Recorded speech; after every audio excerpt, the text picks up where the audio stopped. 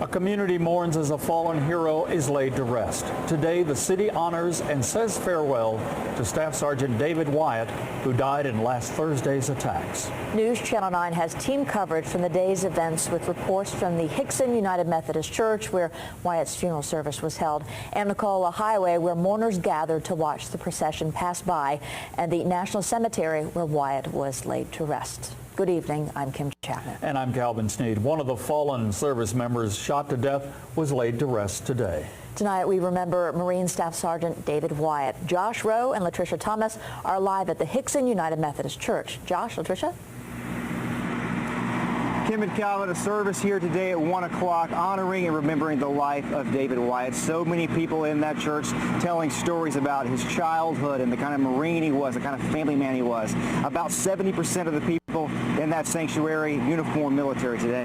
And not only inside, outside, we had about 1,000 Patriot Guard members lining the streets, holding their flags, ready with their motorcycles to follow the casket from here past the Nicola Highway shooting location in a procession, and finally ending at the Chattanooga National Cemetery, a place his family chose to be his final resting place because of his outpouring of support since the shootings last Thursday. And that's where we find Brianna Arredondo. Let's go live to her right now. Brianna.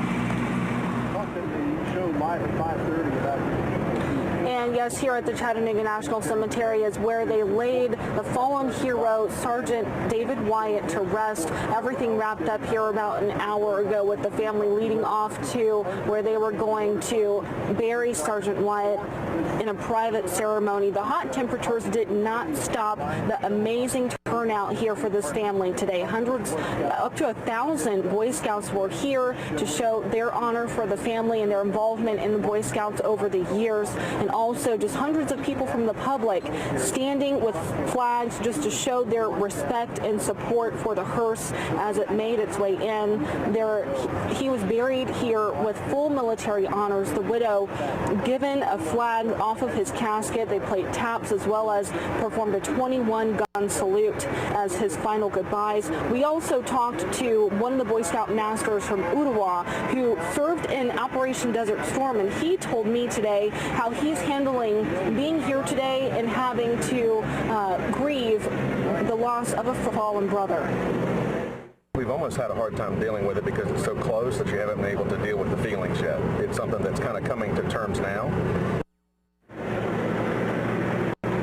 And I do want to go ahead and show you guys, these flowers are just some of the flowers that they were giving out to the public to be able to lay on the casket. They were given up for people to be able to walk up to the pavilion to just accumulate so that way they can give this to the family as they say their final goodbyes to Sergeant Wyatt. And again, just a very solemn moment here at the cemetery. Very powerful, everything that was said and done here leading up to today. For now, reporting live from the Chattanooga National Cemetery, Brianna Arredondo, News Channel 9. Back to you. Brianna, thank you. Chattanooga National Cemetery, the resting place, the final resting place for Staff Sergeant David Wyatt. The procession from here, the church in Hickson, to there, about 15 miles long. That's right. We waited and waited as the motorcycles left here. They just went on for miles and miles from there. As you watch live here on News Channel 9 through our T-Dot cameras, we watched them go through downtown, past the Nicola Highway shooting location, where Staff Sergeant David Wyatt was killed. That is where we find News Channel 9's John Madewell as thousands lined that route. Well, you know, this procession was something to see, the largest many will ever see in the remainder of their lives. Now, in this procession, we saw Sergeant David Wyatt's family pass by, other Marines, the Patriot Guard riders, and one thing that really stuck out was the hundreds of people along the road here who paid great respect. Some tell us that's what they were called to do. The procession was a sight many have never seen in person. Hands over hearts, caps off of heads, reverence on full display. The hearse of Staff Sergeant David Wyatt paused at the Nicola Memorial, only a few hundred yards from where he was killed. Nathan Tatro came to the memorial with his wife to watch the procession. He was in the Army and served in Iraq. His heart is with the Wyatt family. It would be tough to come by, but to see the turnout of these people that came by, these people are so patriotic. I mean, you look at this memorial, it's beautiful. I know many of us wish we could do more, but this is what we can do, and I hope it means something to them. It means a lot to us, and I'm sure there won't be a dry eye around. And that was the sentiment felt by many people out here. And as you would expect, we saw the Chattanooga Police, Hamilton County Sheriff's Department, Collegedale, many others, don't want to leave any out. But one stood out in particular. It resonated. It was a deputy SUV from Burke County, North Carolina, the birthplace of Staff Sergeant David Wyatt. Reporting live from Amnicola Highway, I'm John Madewell for News Channel 9. Now back to you. John, thank you. As we told you, several hundred motorcycles from the Patriot Guard in that procession today. As we stood here at the bottom of this hill and watched the procession leave, it took, I don't know, 10 minutes for all the motorcycles to go by. That's right, showing how many people came out, some who knew him inside, right, many on the outside who did not. News Channel 9's Alyssa Sprato joins us now with that part of the story. Alyssa. That's right, Josh and Latricia. Yeah, the organizer of the Patriot Group said people came as far as from 8 states just to pay their respects to Staff Sergeant David Wyatt. And as we mentioned earlier, there were not dry eyes inside the room, and even outside, there were no dry eyes there either.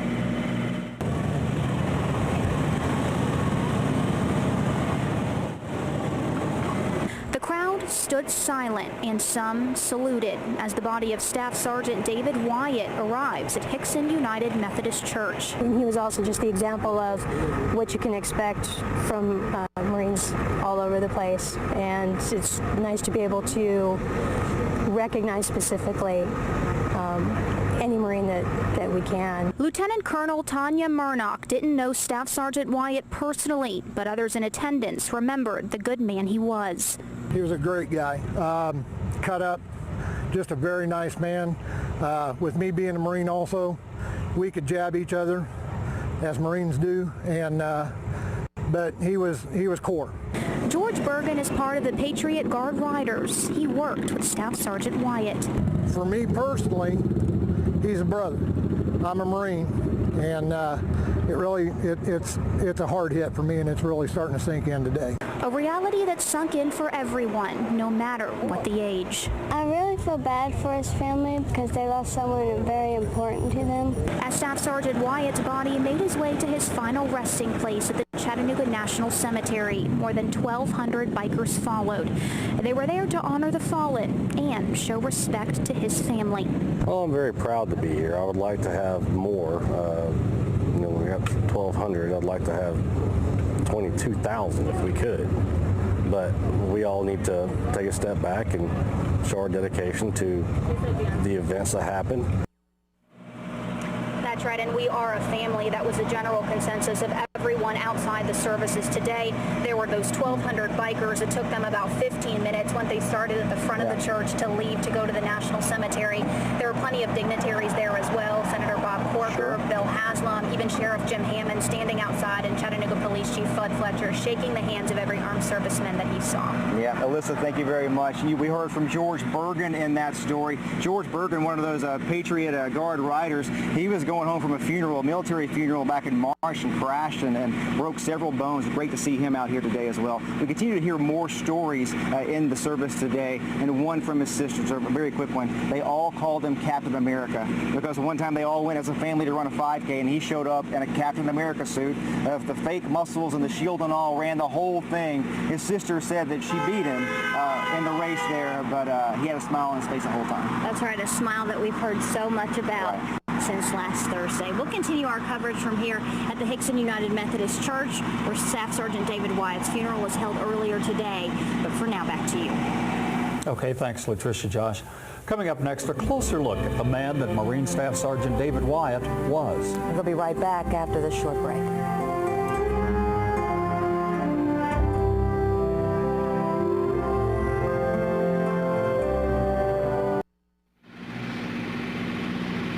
Welcome back to just outside the Hickson United Methodist Church. It's empty now, Josh, but before filled up with almost 1,000 people mourning the loss of Staff Sergeant David Wyatt. We heard so many stories of valor and courage. We heard them yesterday as well as we talked to the Marines of Mike Battery. They talked about Staff Sergeant Wyatt on the day of the shootings last Thursday. They said they were in the supply office and they were all rushing to the back of the office, the back of the warehouse to get over that fence. They looked around. Staff Sergeant Wyatt was with them at one moment, looked back, and he wasn't there anymore. He went back to help other Marines, help to find other Marines and get them to safety. That was the last time they saw Staff Sergeant David Wyatt alive. Just one of the many stories we've heard. News Channel 9's Stephanie Santastasi tells us more about Wyatt from those who knew him. Latricia and Josh, Staff Sergeant David Wyatt was just 35 years old. He leaves behind his wife Lori and his 10-year-old daughter and 7-year-old son. Today, we remember a hero that loved his country so much, he gave his life for it. Born on November 7th, 1979 in Morganton, North Carolina, Staff Sergeant David Allen Wyatt grew up in Arkansas. He was an Eagle Scout, graduated from Russellville High School in Arkansas, and attended Piedmont Community College in Morgantown, North Carolina, Arkansas Tech, and MSU in Missoula, Montana. Following the tragic day of 9/11, Wyatt decided to join the Marines. He graduated boot camp from Parris Island, South Carolina. This began an 11-year career that led him to serve in Japan, California, North Carolina, Kuwait, and Korea. Wyatt served 2 tours in Iraq and 1 in Afghanistan. After returning to the United States, Wyatt proved to be a mentor for fellow Marines. Those who worked alongside him remember him as a family man. Just a true gentleman, father, great Marine. Sergeant Wyatt's father, Alan Wyatt, reflects on his son's compassion and dedication to both our nation and his community. My son was a good father. He was a good husband. He was a wonderful son. He was a good Marine. He was a good scout. He was proud to serve his country. He was proud to serve his community, and most especially proud to serve his family. And we shall all miss him deeply. Staff Sergeant Wyatt's family says he'll be remembered for his dry humor, in addition to the heroic way in which he lived, served, and died. He was my Marine. I actually have a thing that sits on my desk that was his picture that says my Marine. A part of the few and the proud, and a man Chattanooga and this country will never forget. Wyatt was laid to rest at the Chattanooga National Cemetery this afternoon. Staff Sergeant David Wyatt, we thank you for your service to this country. Josh and Latricia. Stephanie, thank you. They played God Bless America as they brought the flag-draped casket into this church today. They played the Marine Corps hymn as they took it out. We will not forget what happened here in this city on July 16th. We also will not forget the courage of Staff Sergeant David Wyatt. That's right. This is we prepare for another funeral on Tuesday for another one of those people who lost their lives, Petty Officer Randall Smith. But from here, from Hickson United Methodist Church. Let's go back to the studio to Kim and Calvin. All right, Josh, thank you. David Glenn has your Storm Track 9 forecast coming up. We'll be right back.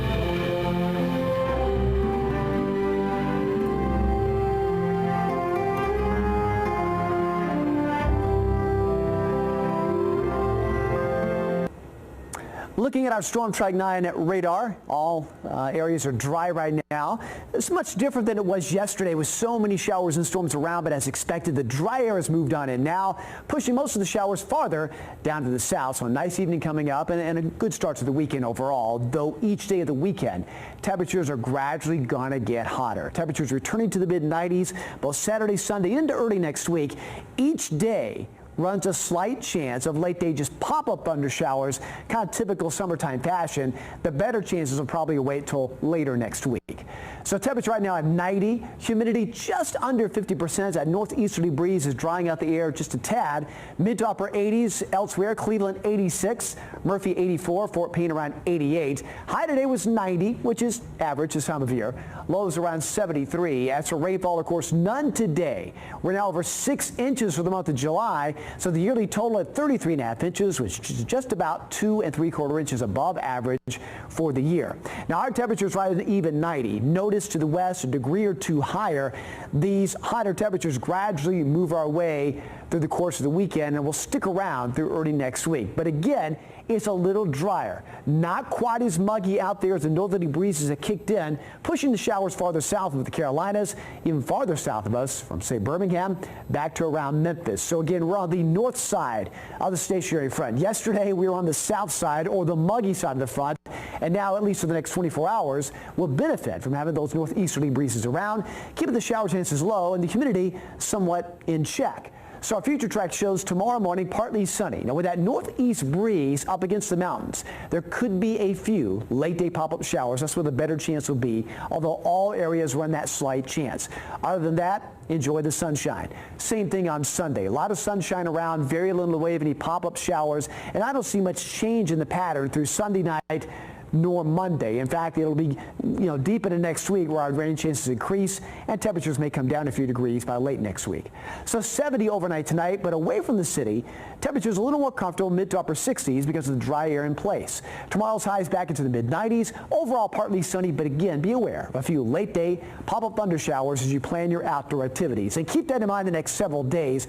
Each day runs a slight chance for those afternoon pop-up thunder showers, though notice a greater chance will start to develop by Wednesday through Friday of next week, and along with that, slightly lower temperatures. In fact, by a week from now, highs may drop back to the upper 80s. Kim, Calvin, back to you. All right, David, thanks so much. And still to come, we head to Dollywood for this week's Made in Our Hometown. After the break, we head to Dollywood's Craftsman's Corner to show you how they make knives out of railroad spikes. Stay with us.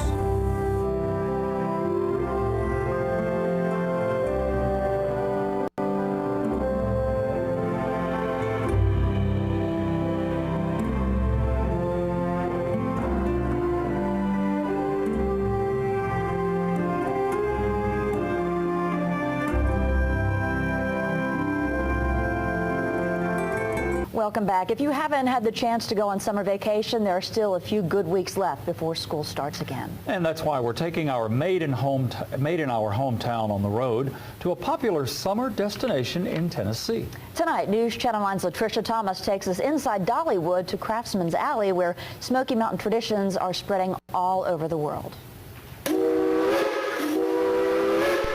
Dollywood in Tennessee's Smoky Mountains isn't complete without a ride on the Dollywood Express. But just across the park in Craftsman's Valley, John Fuller is using a staple of the railroad, making metal into art. This is a high carbon switch plate spike, so it makes a pretty good knife. The spike's first stop is in the blacksmith's coal-fired forge, creating for the craftsman at its helm 3,000 degrees of heat, with a power source that often needs a little background. I'm going to cut a hollow grind in here. Mostly, they've never seen it before. I mean, you'd be amazed how many people come up here. I mean, older people, too, that don't even know what coal is, never seen coal before. So, they look at the coal and they say, what is this stuff, When the color of the steel is just right. Okay, we got this thing up to temperature. Now I want to start shaping the blade. This blacksmith with decades of experience depends on the centuries-old tools of his trade. You can see how I'm starting to get the shape of a knife blade there now. Going back and forth between a trip hammer and anvil to get the most suitable shape. It's used as a square. The horn is what's giving me the shape, the curve on the knife, the step I can use to offset the metal. Fuller's work attracts quite the audience of park visitors, some who come back year after year to see his tricks of the traditional trade. This is something that's been going on for years and years, and to see him learn a trade from old times is just awesome to me. What I want to do now is turn it around and go to work back here on what's going to become the handle for a knife. A belt sander gives the knife its sharp edge and polished sparkle. Each done with a steady, free hand, making every piece unique. Yeah, I've seen a lot of knife makers that make these spike knives like what we're doing here, but I've never seen one take it as far as what we do. I mean, completely polished out. I mean, this is a pretty knife when we're done with it. This year's steel blades carry Dollywood's 30th anniversary seal, celebrating the unique stories of the Smoky Mountains. We're one of the few places around here that does this kind of work. That are still told through visitors from near and far. We got work going all over the world out of this shop. It's amazing. For Made in Our Hometown, I'm Latricia Thomas. And next week on Made in Our Hometown, we go back to Dollywood to see their master confectioners make the park's special sought-after taffy. And let's check in with the forecast of David Glenn one last time before we go. Let's take a look at the weekend outlook. And again, temperatures are going to be heating up mid-90s each day under a partly sunny sky. But keep in mind, for your outdoor activities, there is going to be a chance for at least some pop-up thunder showers. Not many, but a few all the way through early next week. Better chances by next week. And that's when temperatures could come down a bit, but that's another week away. Looks like the rain's gone for a while. Yeah, That's good news. David, thank you. And that's all the time we have for News Channel 9 at 6. We'll see you tonight at 11.